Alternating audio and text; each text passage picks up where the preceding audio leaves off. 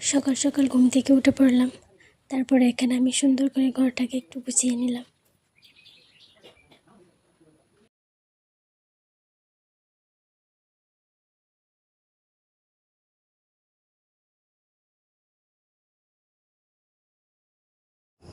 বড় আয়নায় আমাকে দেখা যাচ্ছিল না, তাই ছোট আয়নার মধ্যে করে আমাকে দেখে নিলাম।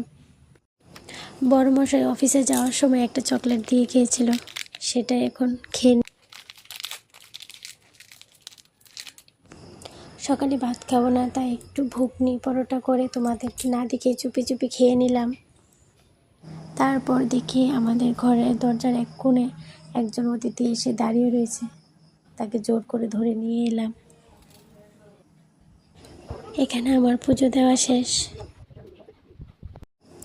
একটু সাজুগুজু করে নিলাম।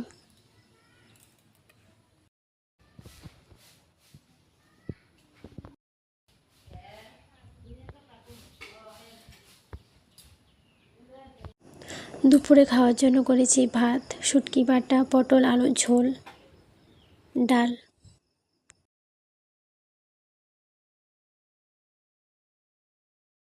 চুপি চুপি ভিডিওটা দেখে নিলে হবে, লাইক কমেন্ট ফলো করতে হবে, তাড়াতাড়ি করে নাও।